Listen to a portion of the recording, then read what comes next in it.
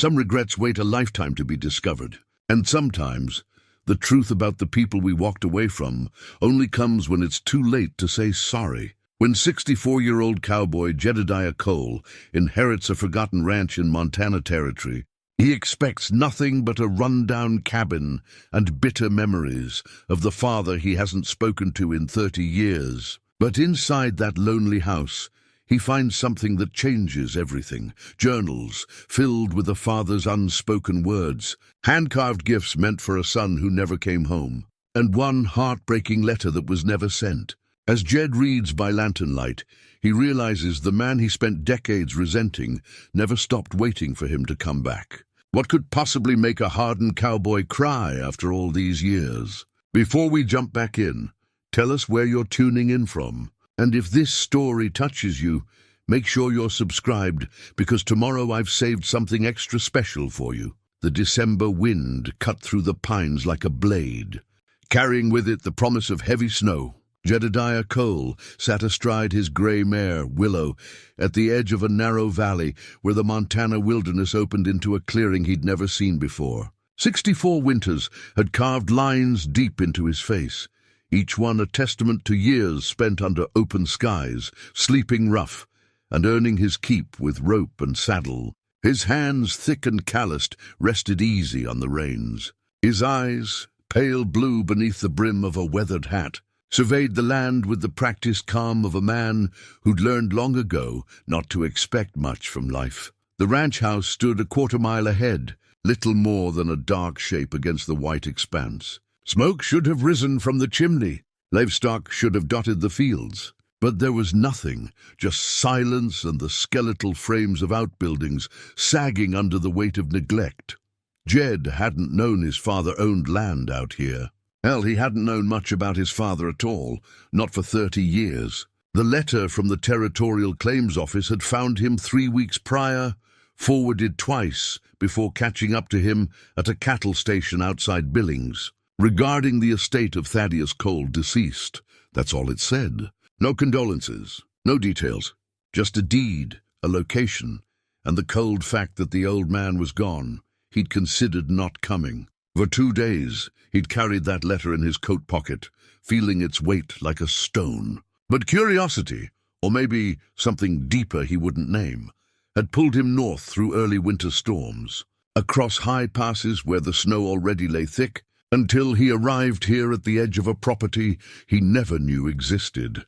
Willow shifted beneath him, eager to escape the cold. Jed touched his heels to her flanks, and they moved forward, breaking trail through snow that rose past the mare's fetlocks. The closer they came to the house, the more details emerged. The structure was larger than he'd expected, built from solid pine logs chinked with what looked like good mortar work. The roof showed patches where shingles had blown away, but the bones of the place seemed sound. A covered porch wrapped around the front, and though the wood had weathered grey, the posts stood straight. Jed dismounted near the porch steps, his joints protesting the movement. 64 wasn't old, not exactly, but it wasn't young either. He'd spent too many years on horseback, too many nights on frozen ground. His body kept a running tally of every fall, every fight, every mile. He tied Willow to the porch rail and climbed the steps. The boards creaked but held. The front door was closed but not locked. Out here, locks meant little. Jed pushed it open and stepped inside. The air smelled of wood smoke and dust, of closed spaces and time passing.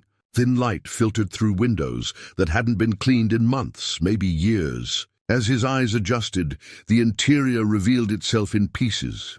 A stone fireplace dominating one wall, a table and chairs near the kitchen, a narrow staircase leading to a loft. Everything was tidy in a way that surprised him. No dishes in the sink, no clutter on the table.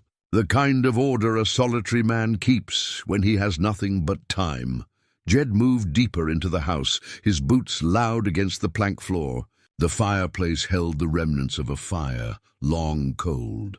Someone had stacked wood nearby, ready for lighting. He ran his hand along the mantel and found it free of dust. This place had been lived in until recently. Until his father died, he supposed. A chair sat near the fireplace, worn smooth by years of use. Beside it, A small table held a lantern and an object that caught Jed's eye, a leather journal, its cover cracked and darkened with age and handling.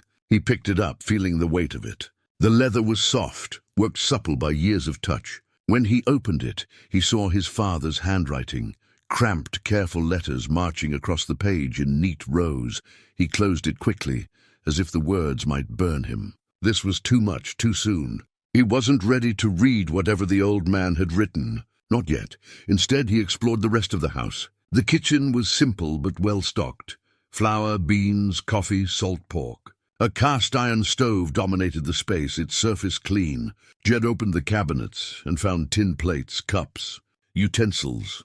Everything a single man needed and nothing more. Upstairs, the loft held a bed with a quilt that looked hand-stitched, a dresser and a trunk at the foot of the bed. Jed opened the dresser drawers and found clothes, shirts, trousers, long underwear, all neatly folded. His father's clothes. He closed the drawers and stood there, feeling like an intruder in a stranger's home. But this wasn't a stranger. This was Thaddeus Cole, the man who'd raised him, taught him to ride, to shoot, to survive. The man Jed had left behind 30 years ago when he rode off to war, angry and young and certain of his righteousness. They'd fought that last day, about what Jed could barely remember now. Something about duty, about staying versus going. His father had wanted him to stay, to work the farm they'd had back then. Jed had wanted to see the world, to fight for something bigger than himself, so he'd gone. And he'd never come back. Oh, he'd thought about it over the years, especially in the early years after the war, when he was drifting from ranch to ranch, taking whatever work he could find. He'd thought about riding back to that farm, about knocking on the door, about seeing if the old man would even let him in. But pride is a powerful thing, and so is shame. The longer he waited, the harder it became. And then it had been so long that going back felt impossible. He'd assumed his father had sold that farm, moved on, maybe remarried. Jed had never asked, had never tried to find out. It was easier to let the past stay buried. Now, standing in this house his father had built, because it must have been built. No one lived this far out before. Jed felt the weight of those lost years settle over him like a heavy coat. 30 years. 3 decades of silence. And for what? He descended the stairs and stood again before the fireplace. The journal sat where he'd left it. He told himself to leave it alone, to search the property for anything of value, to do the practical things that needed doing. But his hand reached for the journal anyway, and this time he opened it to the first page. The date was written at the top, April 3rd, 1864. Nearly 30 years ago. The year Jed had left. Jed rode out this morning, the entry began. Didn't say goodbye proper. Didn't look back. I watched him go from the porch until he was just a speck on the horizon, and then he was gone. House feels empty now. Too quiet. I made coffee but couldn't drink it. Just sat there holding the cup until it went cold. Jed read the words twice, then closed the journal again. His throat felt tight. Outside, the wind picked up, whistling around the corners of the house. Willow nickered from the porch, reminding him that she needed tending. He set the journal down, grateful for the excuse to look away from those careful, painful words. He spent the next hour getting Willow settled in the barn, a sturdy structure behind the house that showed the same good craftsmanship. There was hay in the loft, oats in a barrel, and stalls that, while empty now, had clearly housed horses not long ago. Jed unsaddled Willow, brushed her down and gave her grain and water. The work steadied him, gave him something to do with his hands. When he returned to the house, the light had shifted toward evening. He built a fire in the fireplace, using the stacked wood and kindling his father had prepared. The flames caught quickly, pushing back the cold and the shadows. Jed made coffee in a pot he found in the kitchen, then settled into the chair by the fire, his father's chair, with the journal in his hands.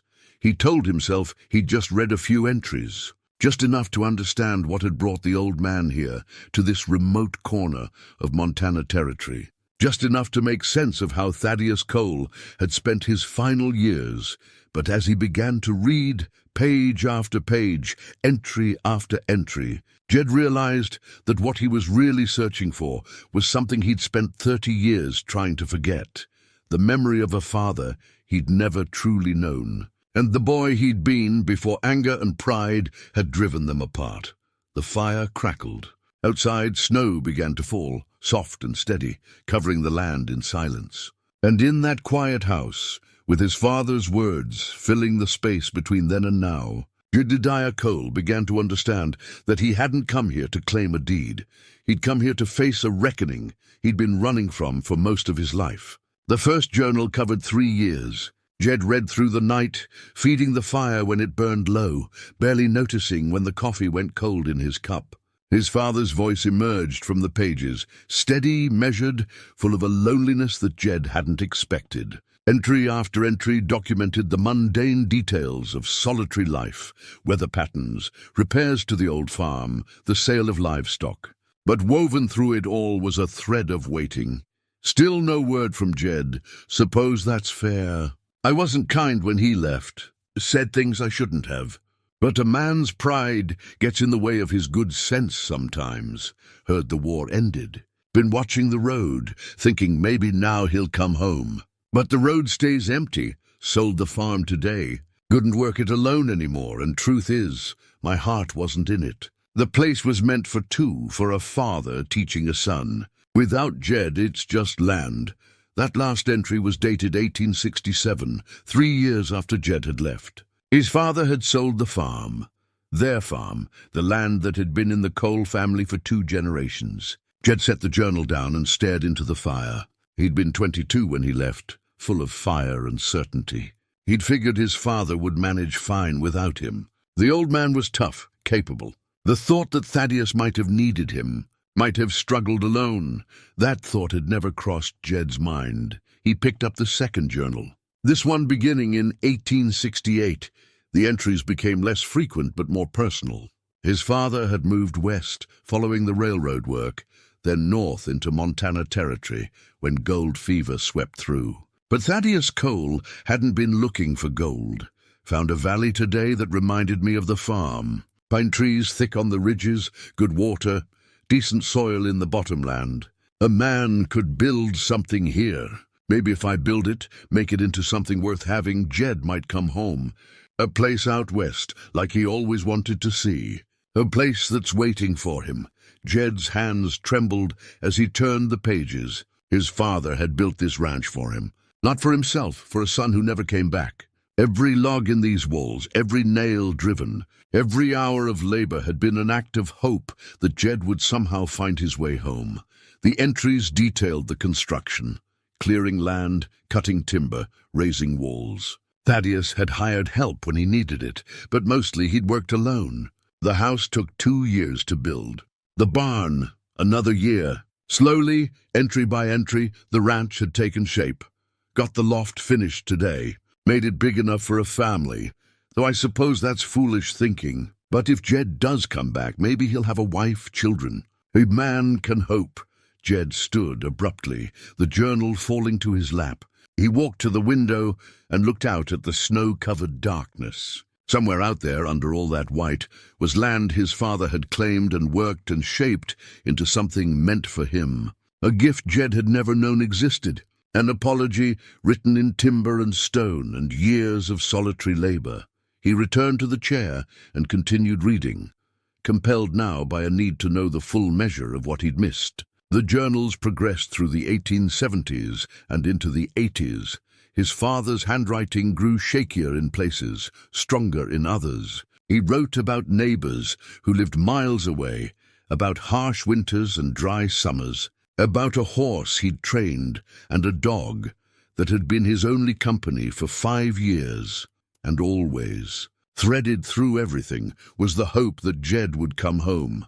Turned 55 today. Getting old. Wonder if Jed would recognize me now. Wonder if I'd recognize him. Rode into town and saw a young man who looked like Jed might. Tall, lean, with that same way of standing like he was ready for anything. My heart about stopped. But it wasn't him. Never is. Jed set down the third journal and reached for the fourth. His eyes burned from reading by firelight, and his back ached from sitting so long. Dawn must be close. He could feel the night thinning, that particular quality of darkness that comes before first light. The fourth journal was thinner, its entries more sporadic. His father's health had started failing around 1889. Nothing dramatic, just the slow wearing down that comes with age and isolation. Jed read about aching joints, about work that took longer, about the realization that time was running short. I'm not afraid of dying, but I hate the thought of dying with things unsaid. Should have written to Jed years ago.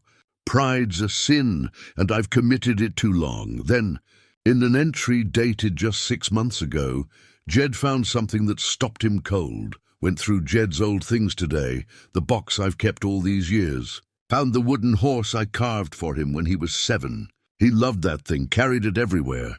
I wonder if he remembers it. I wonder if he remembers me as anything other than the man who tried to make him stay. Jed's breath caught. The wooden horse. He did remember it, a small thing, carved from pine with careful attention to detail. His father had spent weeks on it, working by lamplight after long days in the field. Jed had treasured it as a boy, had taken it with him everywhere until when? When had he stopped carrying it? He couldn't remember. Somewhere in the process of growing up, of becoming hard and independent, he'd set it aside. He stood and climbed the stairs to the loft, moving quickly now. The trunk at the foot of the bed was unlocked. He opened it and found it neatly organized. Spare blankets, a few books, a carved wooden box. He lifted the box out and opened it. Inside were the small treasures of a life, a tin-type photograph of a woman Jed assumed was his mother, who died when he was too young to remember her. A pocket watch that had belonged to his grandfather. A folded letter that looked official, probably the deed to the ranch, and there, wrapped in a soft cloth, was the wooden horse. Jed lifted it out with shaking hands. It was smaller than he remembered, worn smooth by a child's touch. The details were still clear, the carved mane, the alert ears, the stance of a horse mid-stride. His father had carved his initials into the base, TC, followed by a date. 1843. The year Jed was born. He sank down onto the edge of the bed, the horse cradled in his palms. 30 years he'd been gone. 30 years his father had waited, had hoped, had built a ranch in the wilderness just in case his son came home. And now the old man was dead, and all that waiting had come to nothing.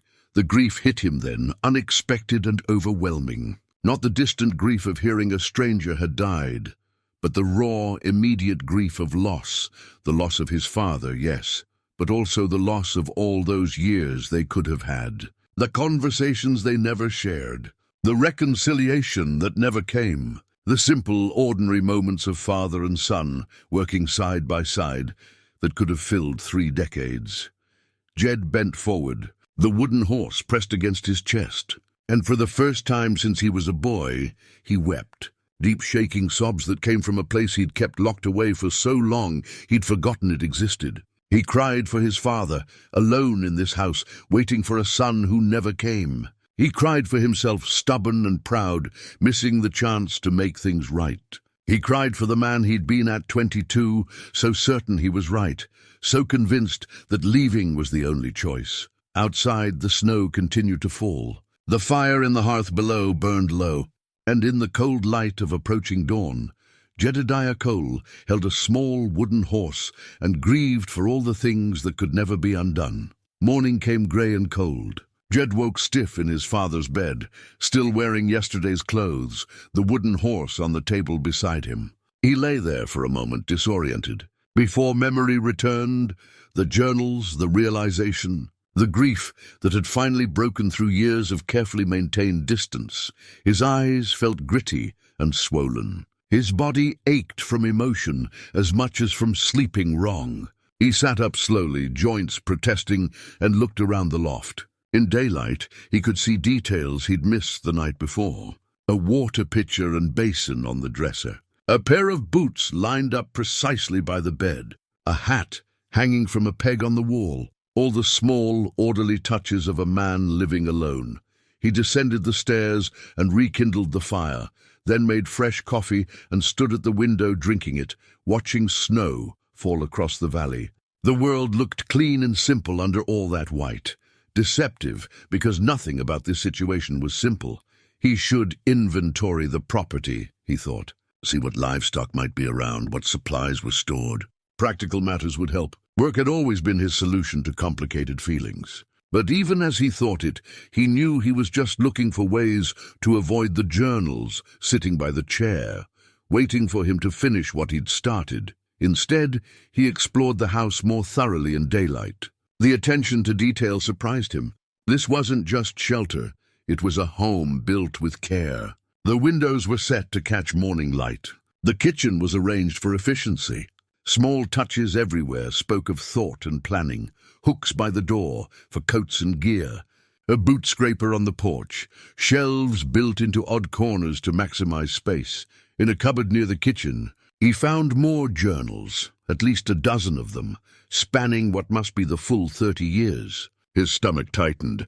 There was so much he didn't know, so much his father had lived through alone.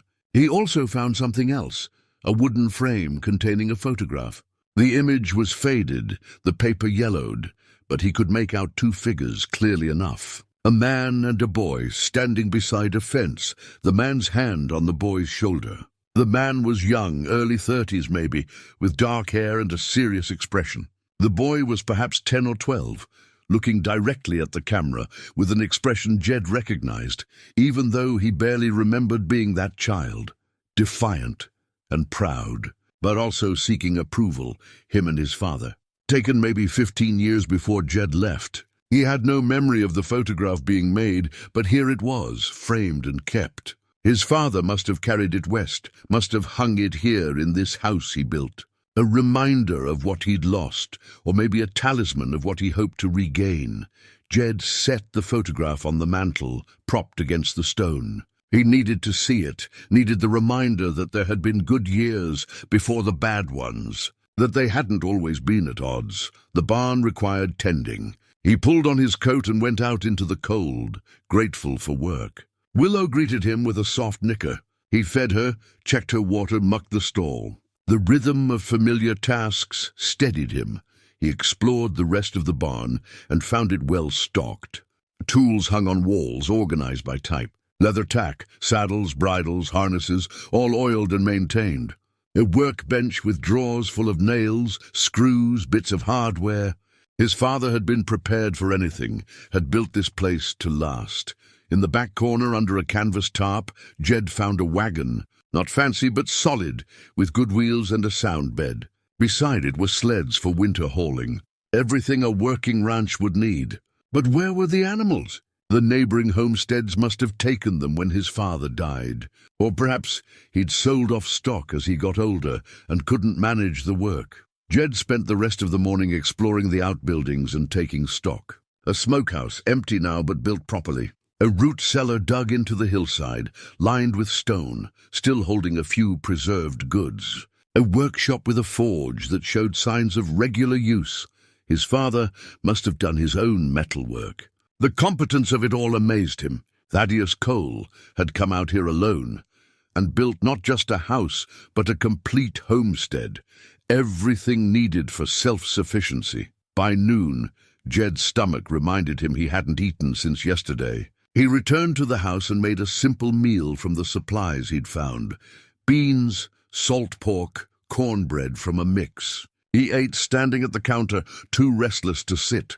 He knew what he needed to do. The journals were waiting. If he was going to understand his father, understand the full measure of what had passed between them, he had to keep reading. But the prospect filled him with something close to dread. Each entry revealed more of what he'd missed, more of the lonely years his father had endured. How much more could he take before the weight of it crushed him? Yet not reading seemed worse. A continuation of the silence that had defined their relationship for 3 decades. His father had written these entries, perhaps hoping that someday Jed would read them, would understand. To turn away now felt like abandoning him all over again.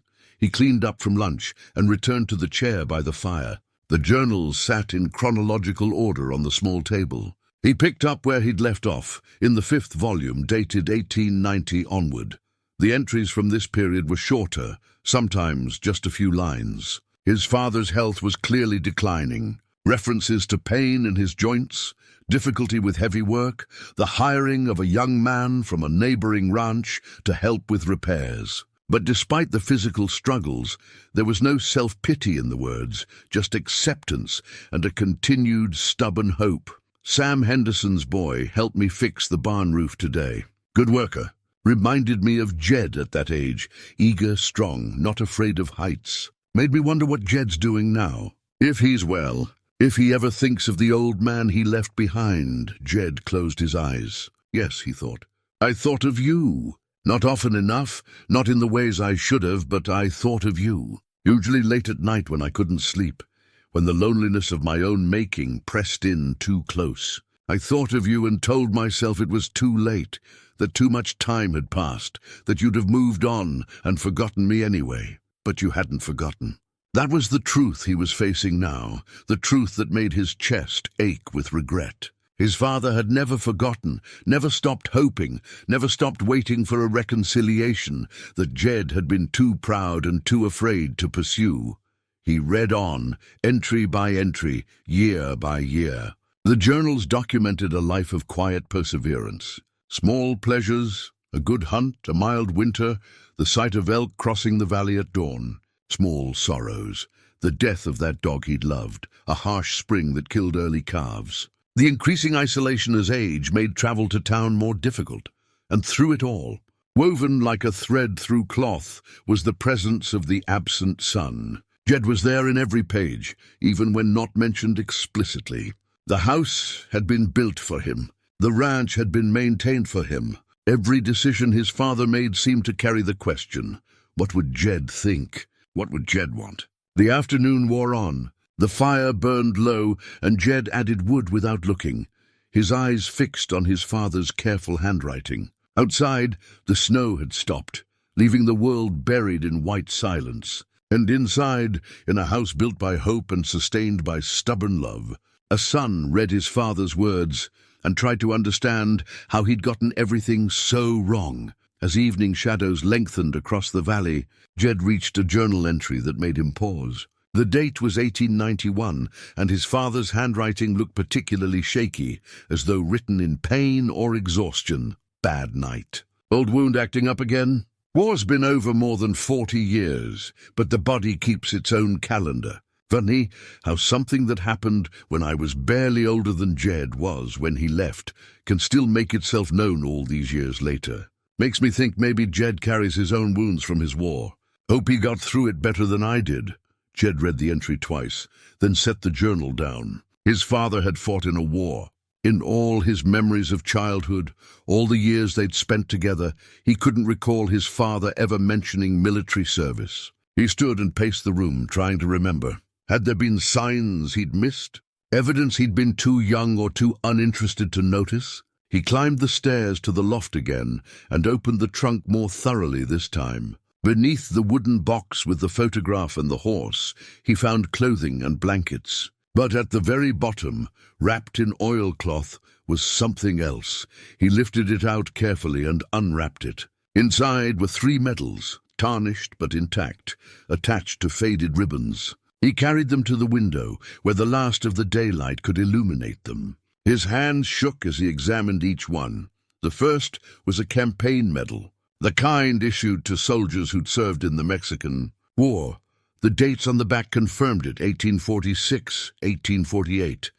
It seemed that father would have been, Jed did the math quickly, 19 or 20 years old, barely more than a boy. The second medal was smaller, less official looking, a unit citation perhaps, though the details were worn. The third was wrapped separately in a piece of paper.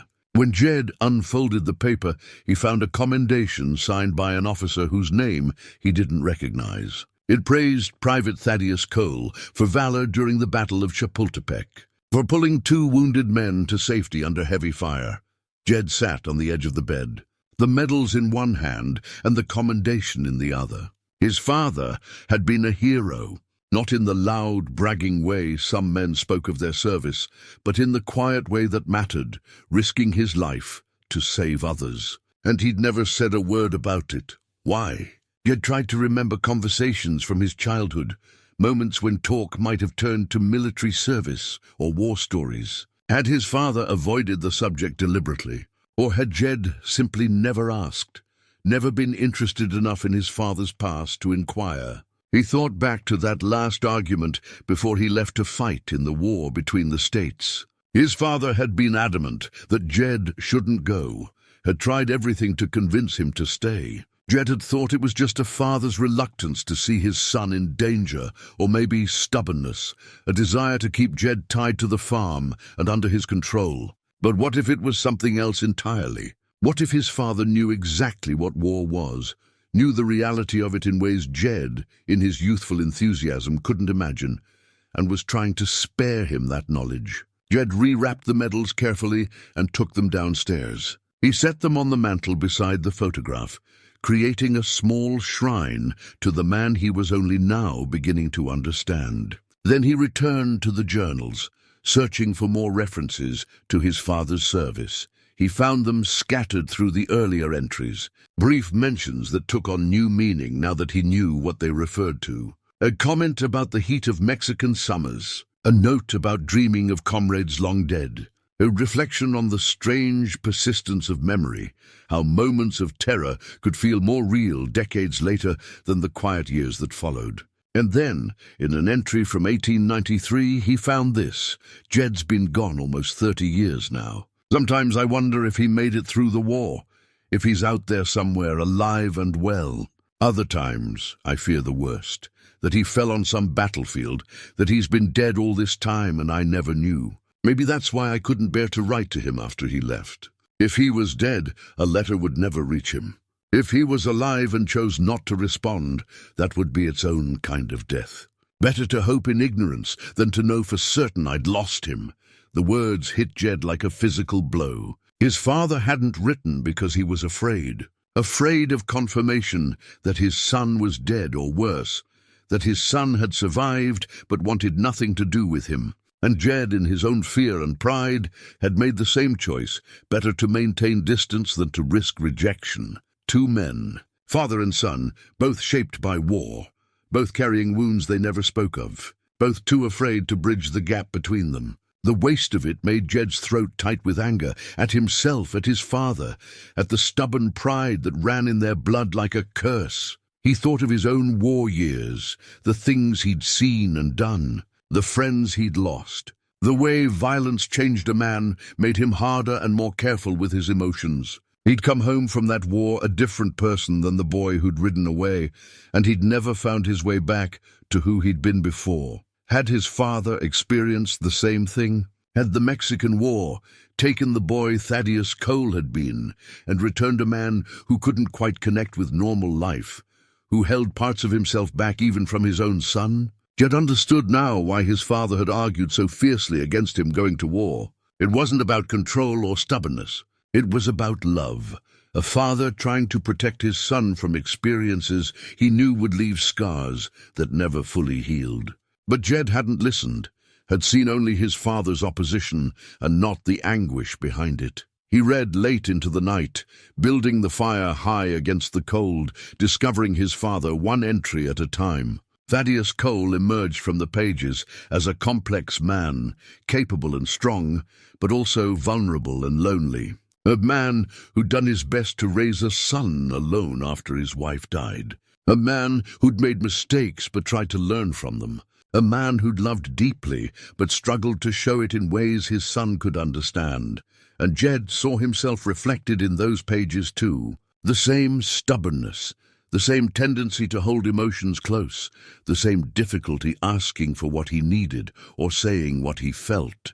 They'd been so alike, he and his father, and that similarity had driven them apart instead of bringing them together. The wind picked up outside, rattling the windows. The fire cast dancing shadows on the walls, and Jed sat in his father's chair, surrounded by his father's life, and began to understand that this ranch, this house, this land wasn't just an inheritance. It was a message, a testament, a final attempt at communication from a man who'd never quite mastered the art of saying what he meant while he was alive.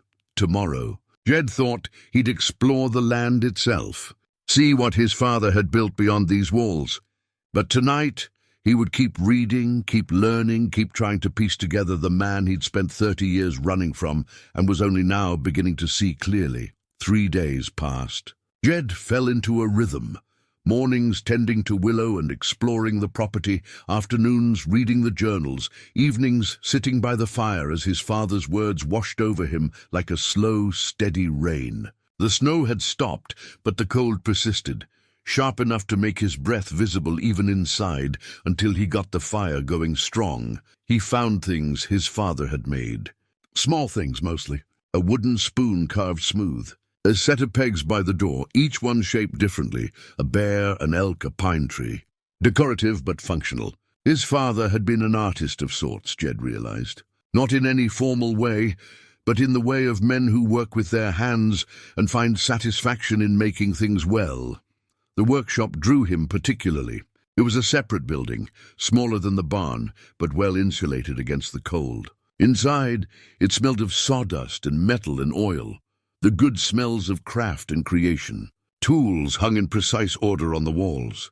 A workbench ran the length of one side, its surface scarred by years of use, but clean and ready. His father had been working here recently, Jed could tell.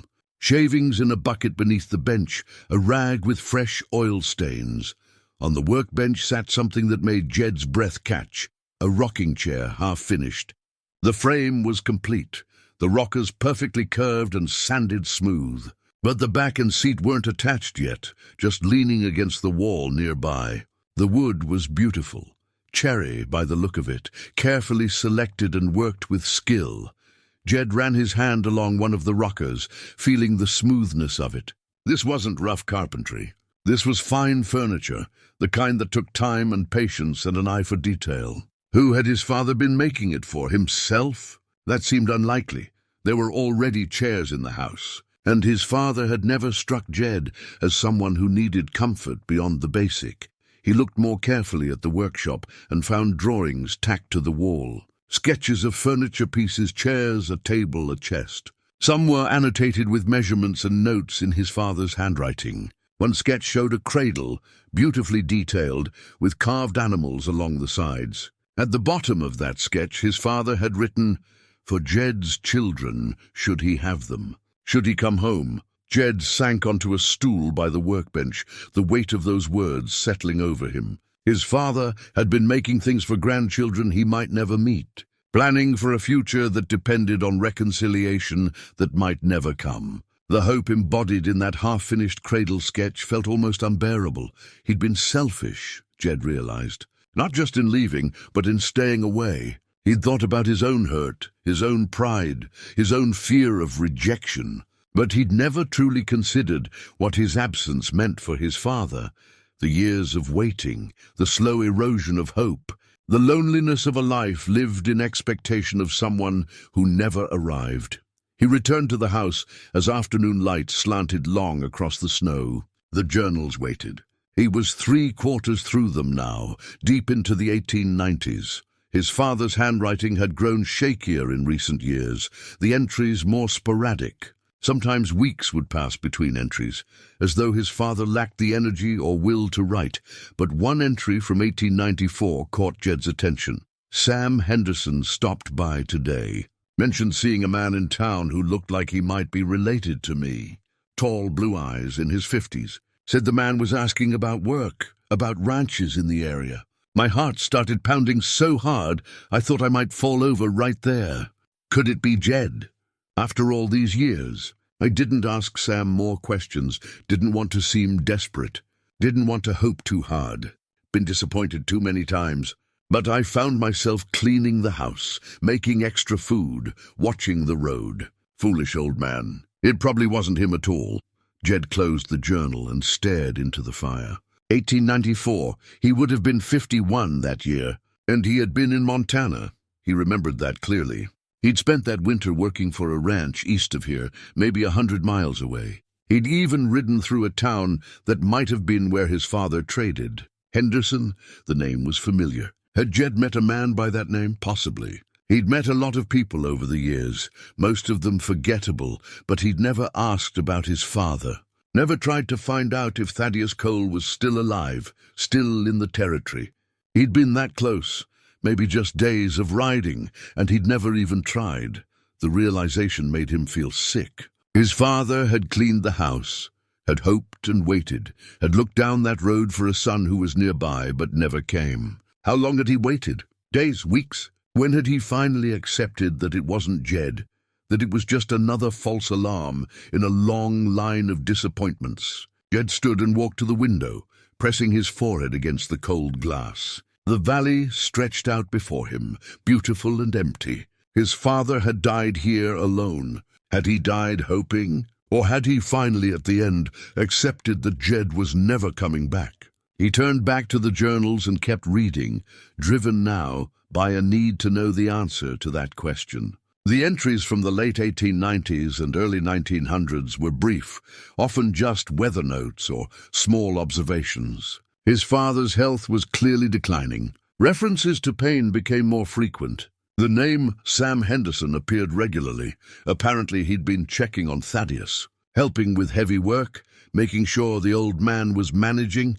In 1902, there was this entry. Doc says my heart's giving out. Not surprising. I'm 76, lived longer than I had any right to expect. But I'm not ready yet. Not because I fear death, but because dying means giving up hope. As long as I'm alive, there's a chance Jed might come home. Once I'm gone, that door closes forever. So I'll hold on as long as I can. Keep the house ready. Keep the fire burning. Keep hoping for a miracle. Jed's vision blurred with tears. His father had held on, had fought death itself, because letting go meant accepting that they'd never reconcile. And Jed had been where? Wyoming, Colorado? Working ranches, drifting from job to job, never staying anywhere long enough to put down roots or form real connections. Running, always running, from a past he couldn't face and a future he couldn't imagine. The entries continued through the early 1900s, shorter and less frequent, but persistent. His father kept writing, kept documenting his days, kept leaving a record. For whom? For Jed, probably. Some part of Thaddeus Cole must have known, or at least hoped that someday his son would read these words and understand. Outside, the winter afternoon faded into evening. Jed lit the lamps and built up the fire. He made coffee and ate some of the preserved food from the cellar. His father's food, his father's provisions, stored against winters that Thaddeus hadn't lived to see. The half-finished rocking chair haunted him. He found himself thinking about it as he read, imagining his father in the workshop, carefully shaping each piece, planning furniture for a family that existed only in hope. There was something both heartbreaking and admirable about that persistence, that refusal to give up, even when all evidence suggested he should. Maybe, Jed thought, he could finish the chair. He knew woodworking, had learned it from his father, actually, though he hadn't thought about that in years. He could attach the back and seat, sand and oil the whole thing, complete what his father had started. It wouldn't change anything, wouldn't undo the years of separation or bring his father back. But it would be something, a gesture, a completion, a way of honoring the hope that had kept his father going through decades of solitude. On the fourth morning, Jed woke with a sense of purpose. He would finish the rocking chair. The decision felt right, felt like something he could actually do, instead of just reading and grieving and wishing he could change the past. He ate a quick breakfast and headed to the workshop. The winter sun was bright on the snow, making him squint. Inside the workshop, he lit the stove and waited for the space to warm before starting work. While he waited, he examined the chair more closely. The joinery was excellent, the wood selection perfect. His father had known what he was doing. The back pieces just needed to be fitted and attached. The seat woven. There was caning material in a box nearby, ready to use. As he was looking through the materials, he found something unexpected, a wooden box tucked on a shelf beneath the workbench. It was cedar, beautifully made, with his initials carved on the lid, J.C. His hands trembled as he lifted it down and opened it.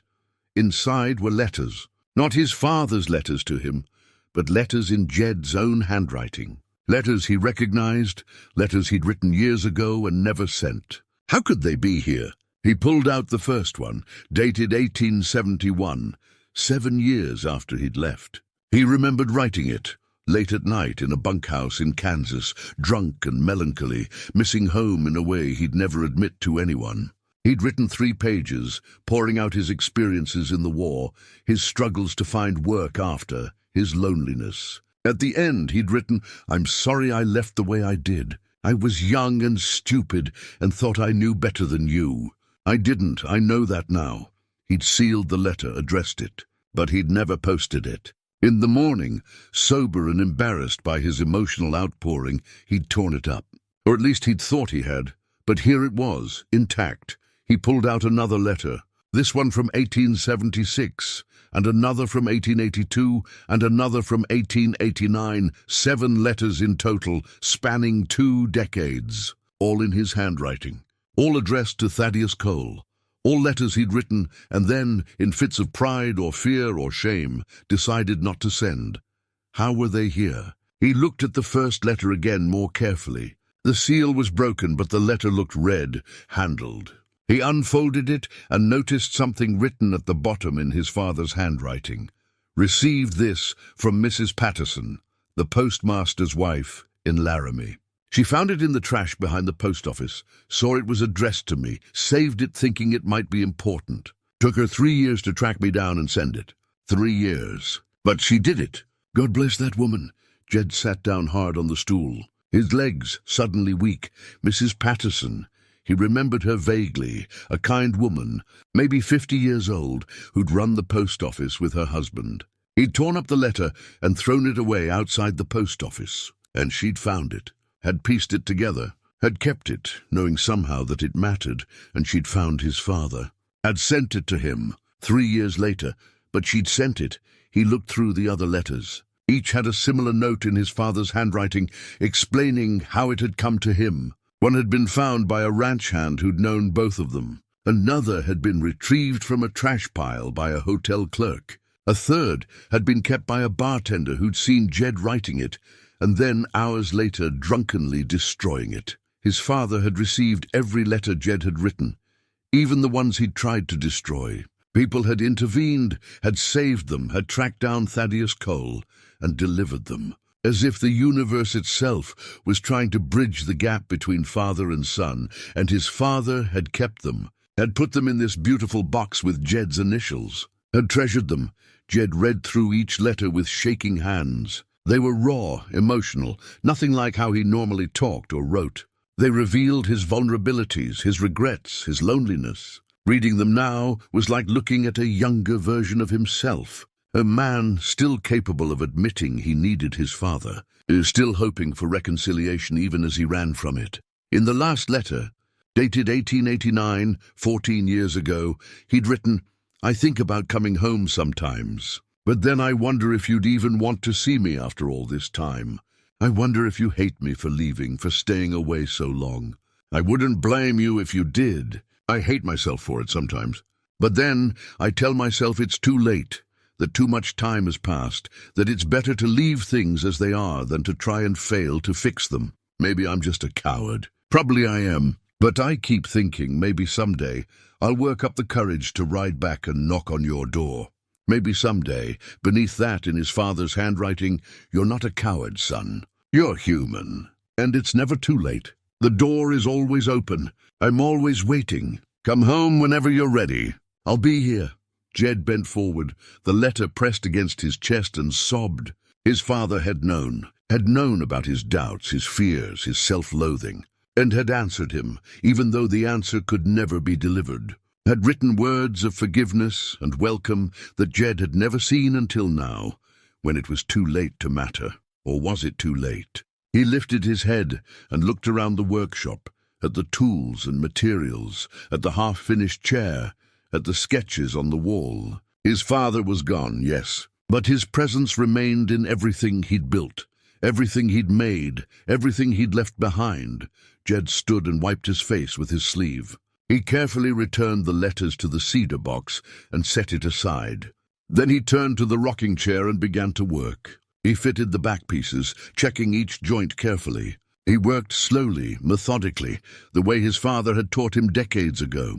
Measure twice, cut once. Take your time. Do it right. As he worked, he thought about the letters, about the people who'd saved them, who'd taken the trouble to find his father and deliver them, about his father reading them, understanding from Jed's own words how much his son struggled, how much he hurt, about the forgiveness written in those notes at the bottom of each letter. His father had known Jed wanted to come home, had known Jed was fighting his own demons, his own pride. And instead of being angry or resentful, Thaddeus had simply waited, patiently, year after year, keeping the door open, keeping the hope alive. The afternoon passed. Jed finished attaching the chair back and began work on the seat, weaving the cane in a traditional pattern. His hands remembered the technique, muscle memory from lessons learned in childhood. Back and forth, over and under, creating something sturdy and beautiful from simple materials. Outside, the sun began its descent toward the mountains. The workshop grew cold, and Jed fed more wood into the stove. He didn't want to stop, didn't want to lose the connection he felt to his father in this act of completion. This was something he could do. This was something he could finish. As darkness fell, he lit the lamps and kept working. The chair took shape beneath his hands, becoming what his father had envisioned. And with each careful movement, each precise placement of material, Jed felt something shift inside him. Not forgiveness.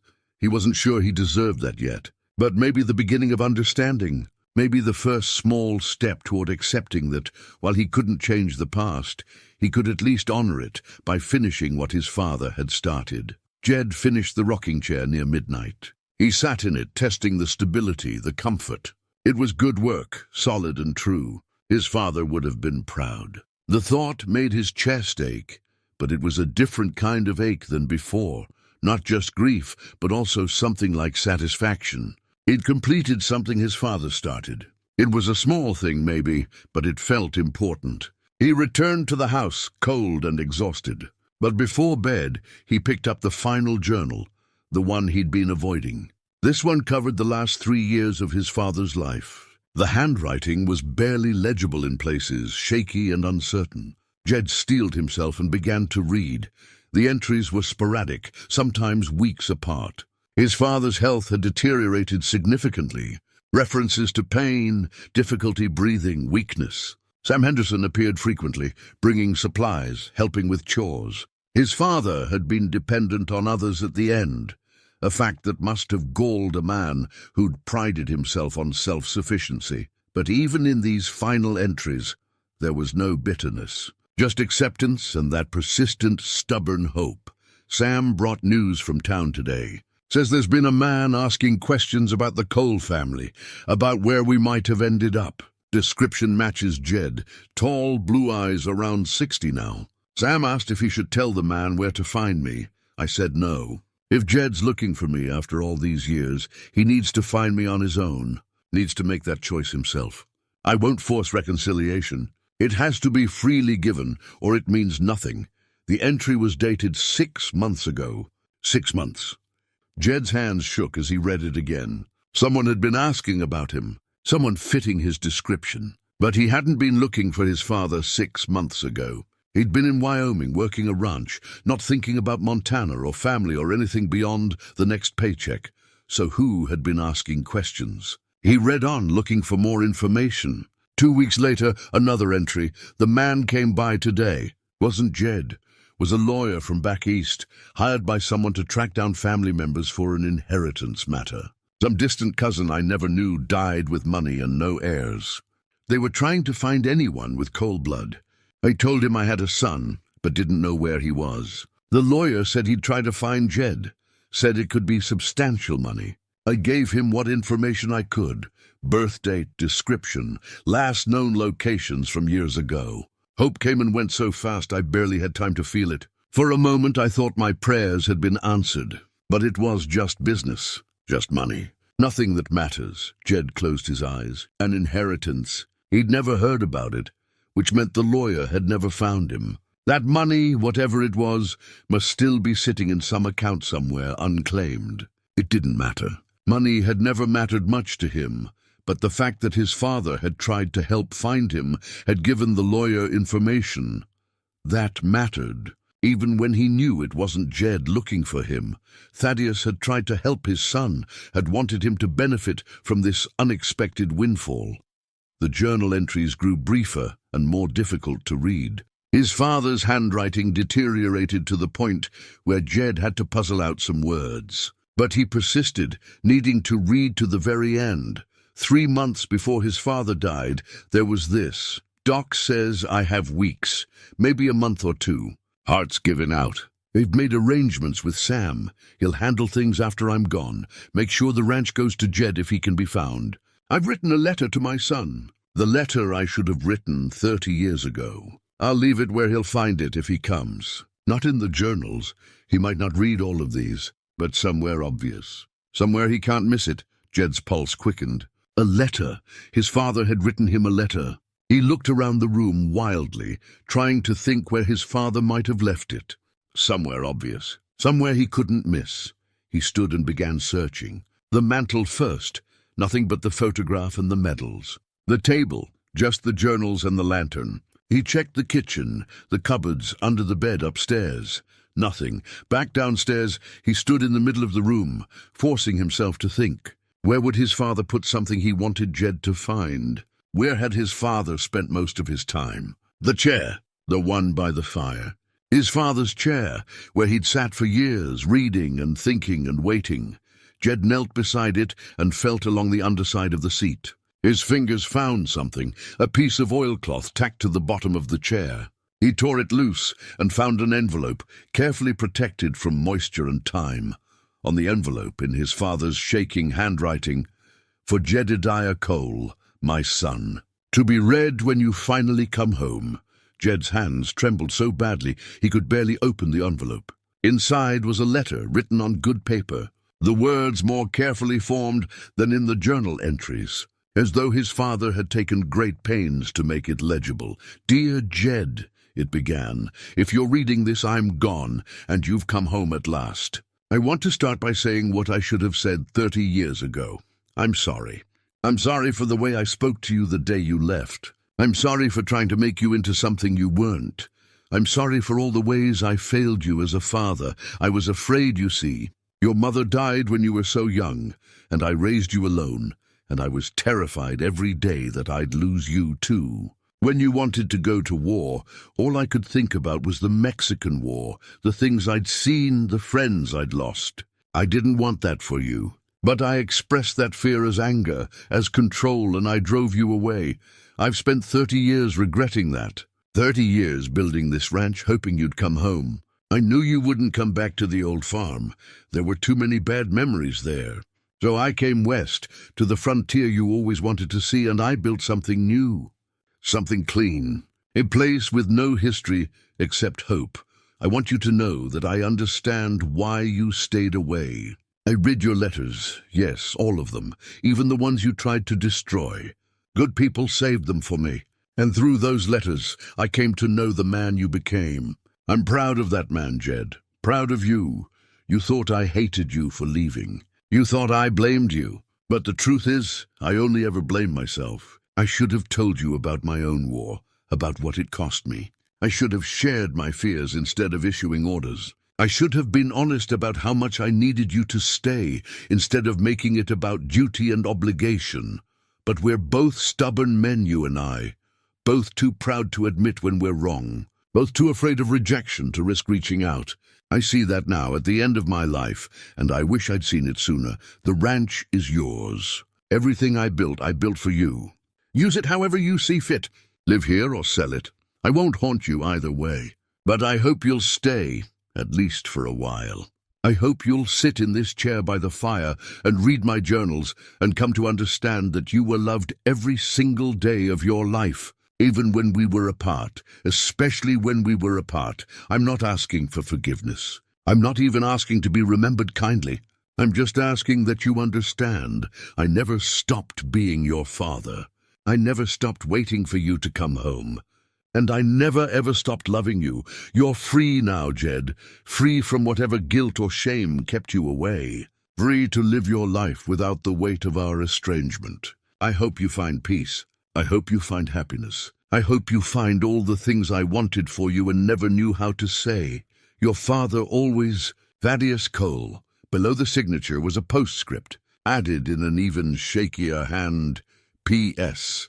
I know what you're thinking reading this. You're thinking you should have come sooner. You're thinking you wasted all these years. Don't torture yourself the way I tortured myself. We did the best we could with who we were. That has to be enough. Let it be enough. Come to the valley in spring. See the land when it's green and alive. See what I built for you. And then decide what you want to do. But whatever you decide, know that I'm at peace. Know that I died hoping, not regretting. That's the gift you can give me now. Don't spend your remaining years the way I spent mine, wishing for what can't be changed. Live, Jed, for both of us. Live. Jed read the letter 3 times, tears streaming down his face unchecked. His father had understood everything, had known about the guilt, the shame, the fear, had absolved him of it all, had given him permission to stop running, to stop punishing himself, to finally rest. The words blurred on the page. Outside, a wind had picked up, but inside the house felt warm, protected. Jed folded the letter carefully and held it against his chest, and for the first time in 30 years, he felt like he could breathe fully. His father had loved him, had always loved him. Even at the end, dying alone in this house, Jedediah Cole had been thinking about his son, trying to spare him guilt, trying to set him free. It was too late for reconciliation. Too late for all the things they should have said to each other. But it wasn't too late for understanding. It wasn't too late for forgiveness, of his father and maybe finally of himself. The fire had burned low. Jed added wood and watched the flames catch and grow. Then he sat in his father's chair, his chair now, and looked around the room with new eyes. This house, this ranch, this life his father had built, it was all a love letter.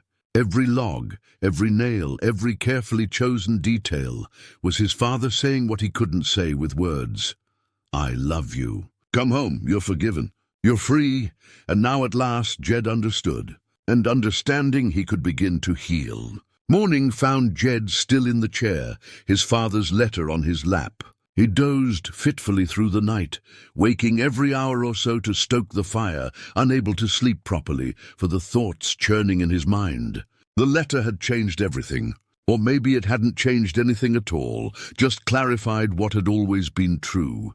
His father had forgiven him. More than that, his father had never blamed him in the first place. All these years Jed had carried the weight of imagined anger, imagined disappointment, when the reality had been so much simpler. A father missing his son, hoping for reconciliation, building something beautiful out of love. The question now was what to do about it.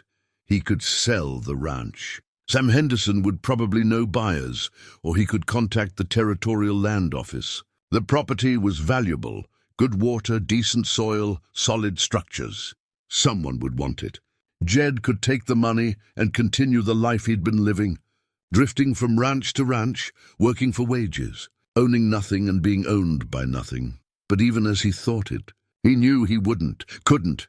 To sell this place would be to dishonor everything his father had built, everything he'd meant to say through decades of patient labor. So staying then. But what did that mean? He was 64 years old, not ancient, but not young either. Could he work this ranch alone? Maintain the buildings, manage livestock if he acquired any, survive the harsh Montana winters? He stood and stretched, his joints protesting. The fire had burned low again. He built it up and made coffee, then stood at the window watching dawn paint the snow pink and gold. The valley was beautiful in this light, peaceful and pristine. He could see why his father had chosen this place. There was something healing about all this space, this silence. After breakfast, he went out to the barn and saddled Willow.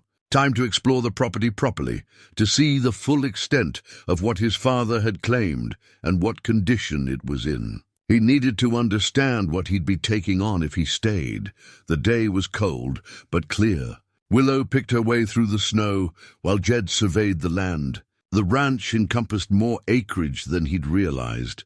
Several hundred acres of meadow and forest, with good water from a creek that wouldn't freeze entirely even in the coldest months. His father had chosen well. This land could support cattle or horses. The timber could be harvested sustainably.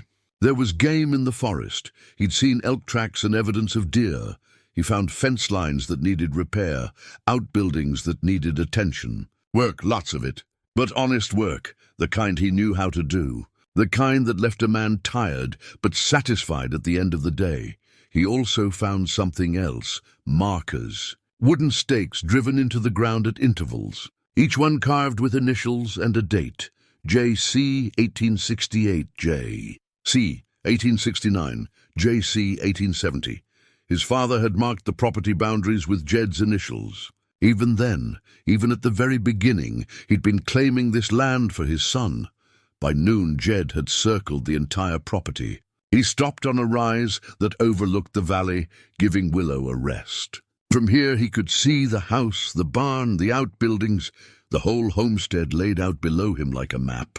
His father had spent nearly 30 years building this. 30 years of hope made manifest in wood and stone. Could Jed honor that? Could he stay here, alone, and make something of what his father had started? He thought about the rocking chair he'd finished. How good it had felt to complete something his father began. How right it had felt to work with his hands on something meaningful. Maybe that was the answer. Not to replicate his father's life, not to live in the past, but to continue the work. To maintain what Thaddeus had built and add to it. To make this ranch a living legacy rather than a memorial.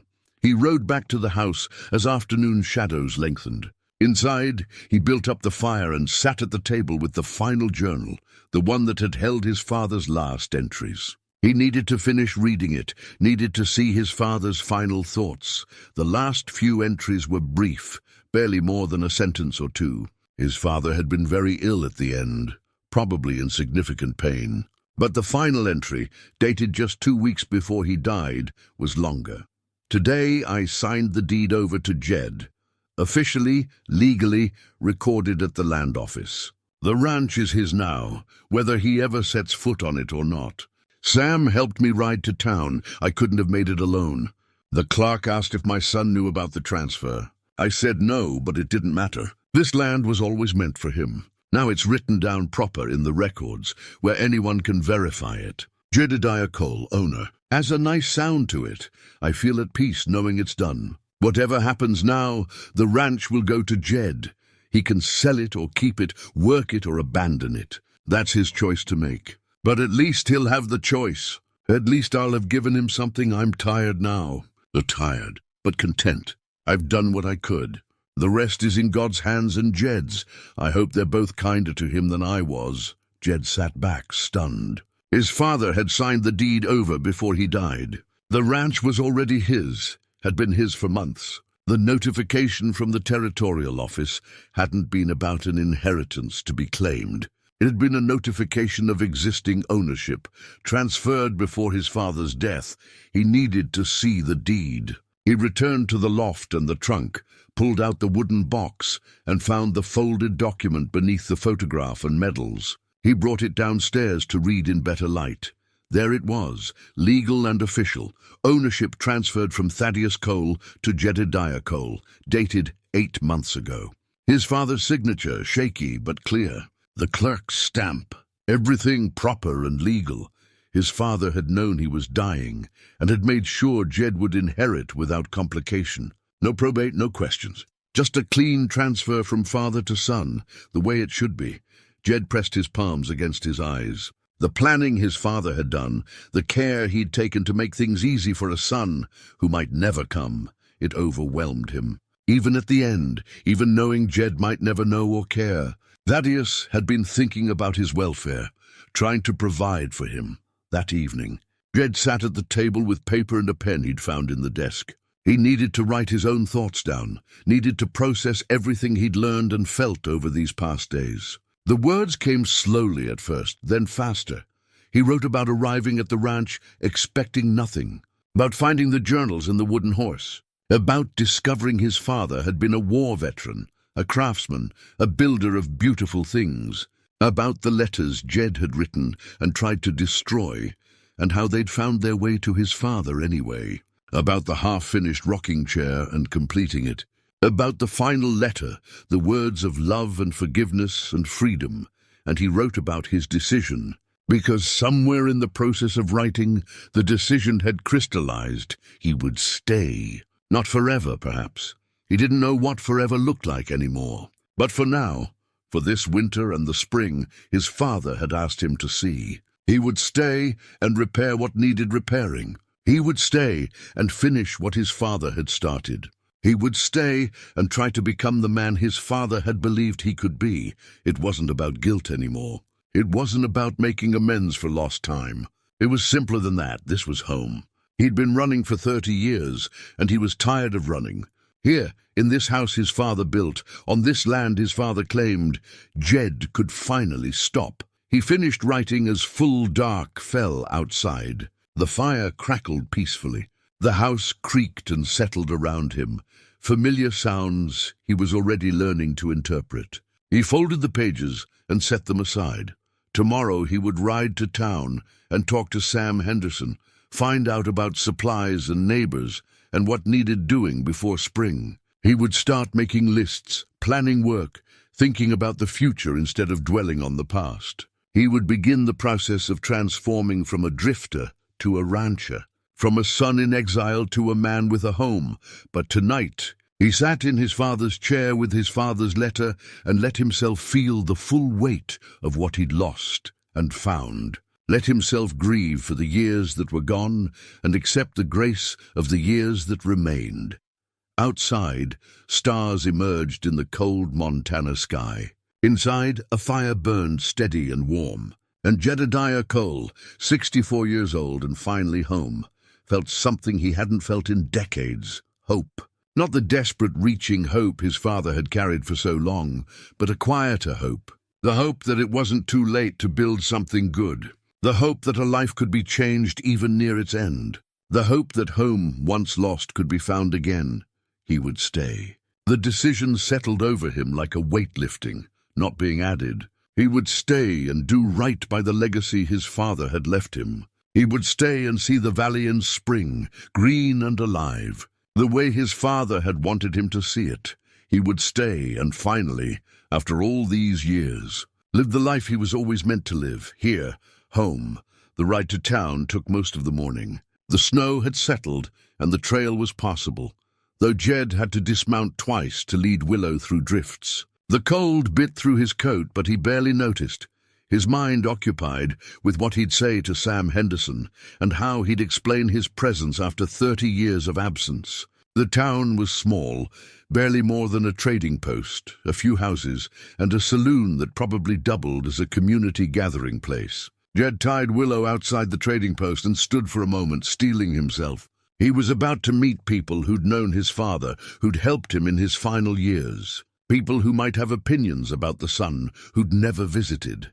Inside, a man in his 40s stood behind the counter, tallying up supplies for a customer. Jed waited, studying the shelves.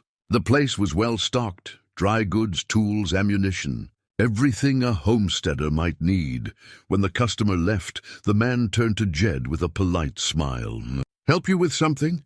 "I'm looking for Sam Henderson," Jed said. "Understand he lives around here." The man's smile faded, his expression growing cautious. "Sam's my father." "I'm Tom Henderson. What's your business with him?" "I'm Jedediah Cole, Thaddeus Cole's son." Tom Henderson's face went through several expressions in quick succession: surprise, recognition, then something harder to read. "You're Jed. We wondered if you'd show up." "I got the notification about the deed," Jed said. "It came as soon as I could." Tom studied him for a long moment. "Come as soon as you could," he repeated, his tone flat. "That'd be about 3 months after your father died then." The words stung, but Jed couldn't argue with them. "I didn't know he was sick. Didn't know he was here at all until I got the letter from the land office." "No, I suppose you wouldn't have known," Tom said. There was no hostility in his voice, just a kind of weary disappointment. "Your father never wanted to track you down, said you'd come when you were ready." Pa kept telling him to hire someone to find you, especially when he got real sick at the end. But Thaddeus wouldn't hear of it. Jed felt his throat tighten. Where can I find your father? He's out at our place about 5 miles west. But I'll tell you straight, Mr. Cole, Pa thought the world of your father. Watched him wait for you for years. Watched him die hoping you'd show up.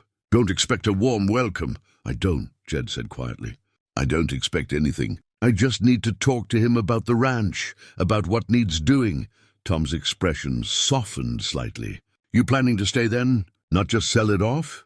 I'm staying. Something shifted in Tom's face. Well, that's something at least. My father will want to know that. He pulled out paper and pencil and drew a rough map. Here's how to find our place. But Mr. Cole, Jed.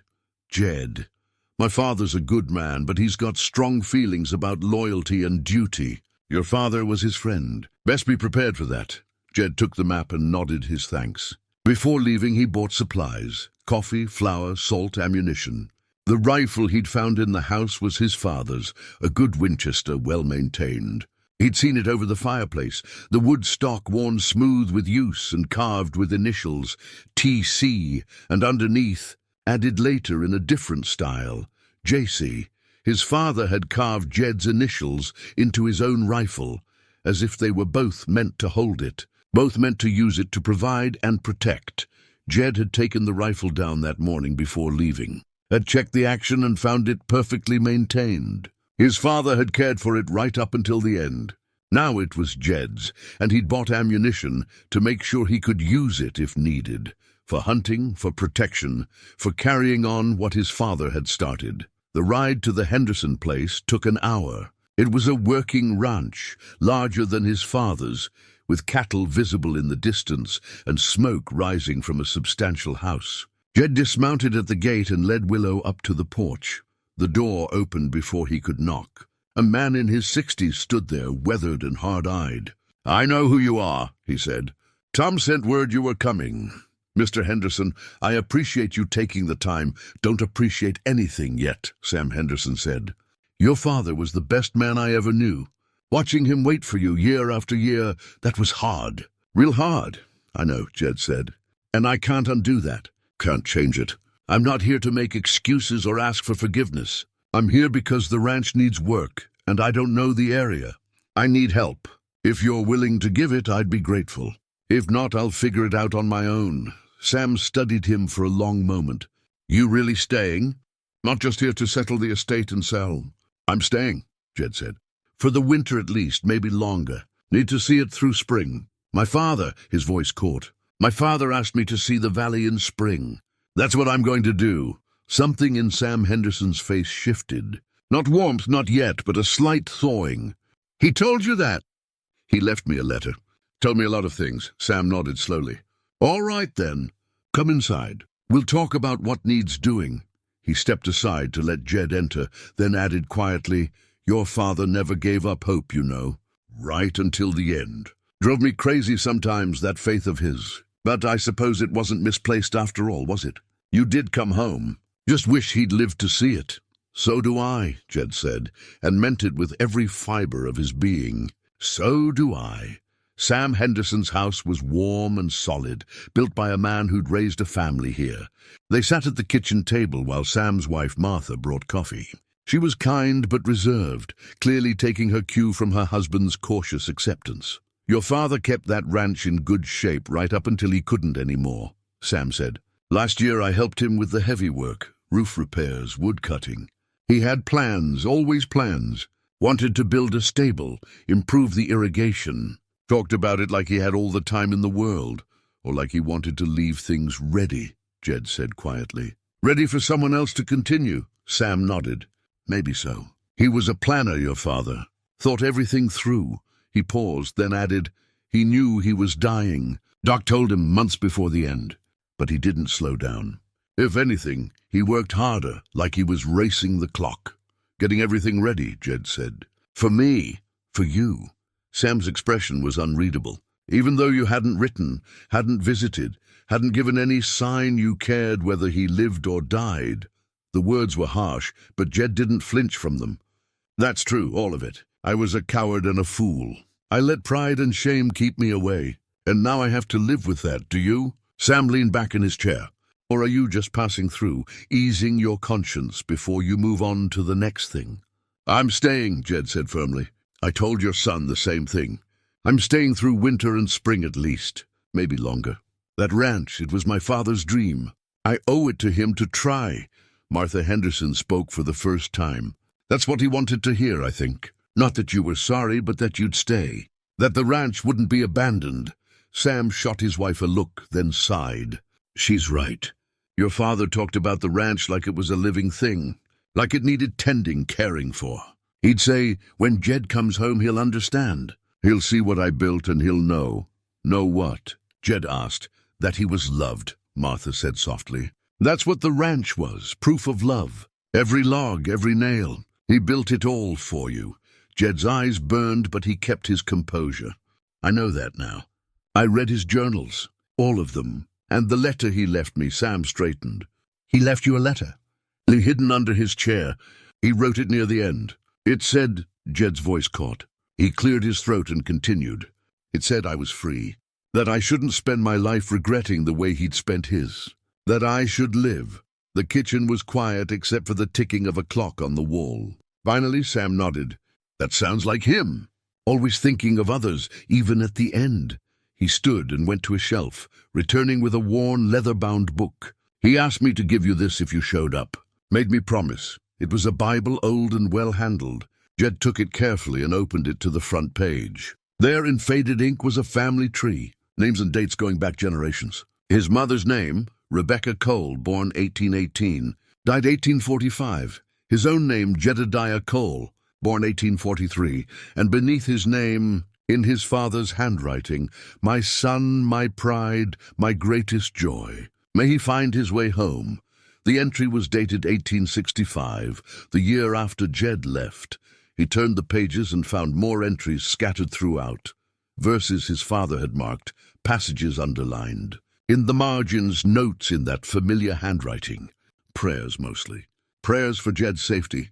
Prayers for reconciliation. Prayers for strength to keep hoping. The last entry was written on the back page, the handwriting barely legible. April 1903. I'm ready to go now. I've done what I could. The rest is up to Jed. Lord, watch over my boy. Guide him home. Help him forgive himself the way I've forgiven him. Amen. Jed closed the Bible and held it against his chest. Sam and Martha looked away, giving him a moment. He was at peace at the end, Sam said finally. I was with him. He wasn't afraid, wasn't bitter. He just said, tell Jed the land is his. Tell him to see it in spring. Tell him I love him. Those were his last words. Jed nodded, unable to speak. Martha reached across the table and squeezed his hand. You're home now. That's what matters. And you have neighbors who'll help you. Your father earned a lot of goodwill around here. People will give you a chance because of him. More than I deserve, Jed managed. Maybe, Sam said. But your father thought you deserved it, and that's good enough for us. Now, he pulled out a piece of paper and began sketching. Let's talk about what needs doing before spring. That roof's got weak spots. The barn needs shoring up. You'll want to think about livestock come March. They talked for hours. Sam knew the land, knew what worked and what didn't in this climate. He had contacts for buying cattle and horses. He knew which timber could be cut and which should be left standing. He was generous with his knowledge, and by the time Jed left, he had pages of notes and a tentative plan for the next few months. As he mounted Willow, Sam called out, Sunday dinner, you're invited.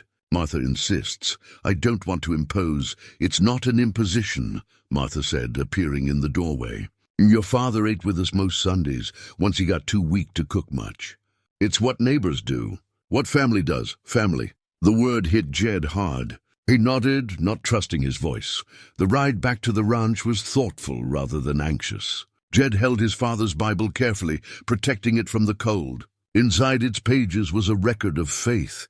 His father's faith in God, and more importantly, his faith in Jed, that faith hadn't been misplaced. Jed might have come late, might have missed his chance for reconciliation in this life, but he was here now, and he would honor that faith by doing what his father had asked. He would see the valley in spring.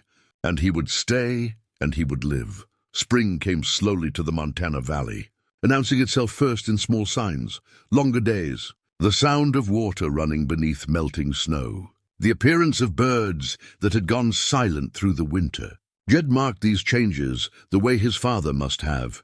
With quiet attention and growing hope, he'd spent the winter working. The roof was repaired, the barn reinforced, the workshop organized and stocked. He'd purchased cattle, just 6 head to start, but good stock that would form the basis of a herd. Sam Henderson had helped him negotiate a fair price and had shown him the best pastures when the grass came in. Tom Henderson had sold him supplies at a fair rate and had started nodding when Jed came into town. A grudging acceptance that felt like a victory. The rocking chair sat by the fireplace, right where his father would have wanted it. Jed sat in it most evenings, reading or just thinking. Sometimes he took out his father's journals and reread entries, finding new meaning in familiar words. Sometimes he held the wooden horse, remembering the boy he'd been and the father he'd barely known. He'd learned things about Thaddeus Cole from the neighbors, stories his father had never told him, how he'd helped build the church in town, donating timber and labor, how he'd taught several boys to read when there was no school, how he'd been the first person neighbors called when there was trouble, knowing he'd come without question or complaint. Your father was a good man, people told him over and over, and each time Jed felt the weight of that legacy settling on his shoulders. Not as a burden, but as a responsibility he was determined to honor. Martha Henderson had indeed insisted on Sunday dinners, and Jed had become a regular at their table.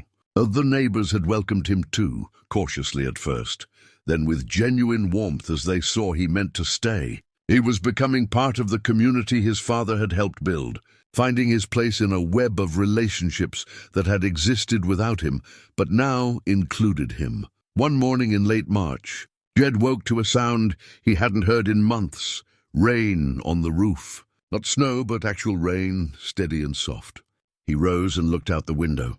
The valley was transforming before his eyes. Green was emerging from beneath the white, tentative at first, but growing bolder.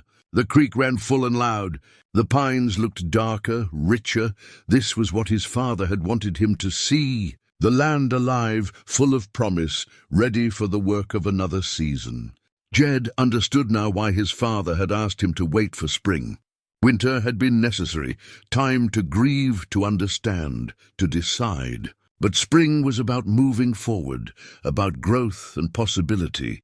He spent the morning walking the property, seeing it with new eyes. The meadows would be thick with grass soon. The garden plot his father had established near the house just needed turning. The land was ready, and so, Jed realized, was he.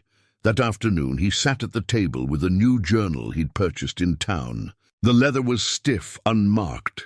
He opened it to the first page and sat for a long moment. Pen in hand, thinking about what to write, finally. He began, March 28, 1904. I've been at the ranch 4 months now, and I'm starting to understand what my father saw in this place. It's not just land, it's possibility. A chance to build something that lasts. A chance to be part of something bigger than yourself. I wish I'd come sooner. That's a thought that haunts me most days. But Pa's letter told me not to torture myself with regrets, and I'm trying to honor that. The past is done. All I can do now is live well in the present and build toward a future. The cattle are settling in. Sam says they're good stock and should do well here. I'm planning to expand the herd next year, maybe add some horses. Tom Henderson mentioned a mare for sale that might suit for breeding. We'll see. Spring is coming. I can feel it in the air, see it in the land. Pa was right. The valley is beautiful when it's green and alive. I understand now why he chose this place, why he spent so many years building here. It's a good land. Hard, but fair. The kind of place that rewards honest work. I've been thinking about the future. For so long, I lived without plans, just drifting from one job to the next. But that's over now. This ranch is my home. This valley is where I belong. I'll work hard, build what I can, and try to be the kind of man Pa believed I could be. Maybe that's the real inheritance he left me.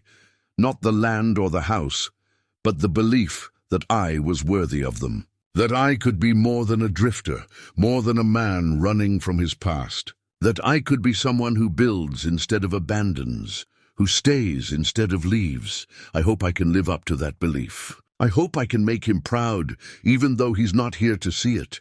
But maybe he can see it. Maybe wherever he is, he knows I came home, knows I'm staying, knows I finally understood what he was trying to tell me all those years.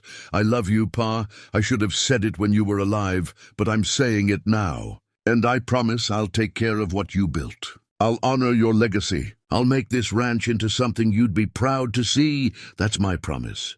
That's my purpose now. That's what the rest of my life will be about. Jed set down the pen and looked around the house. His house now, but still carrying his father's presence in every carefully crafted detail. Outside, rain continued to fall, gentle and cleansing, washing away the last of winter's hold. He stood and went to the window, watching water drip from the eaves, seeing green emerging from brown, witnessing the valley's transformation. His father had asked him to see this, to understand what he'd built and why. And Jed did understand finally. This ranch was love made tangible. This land was hope given form. This house was a father's patient waiting transformed into shelter and warmth.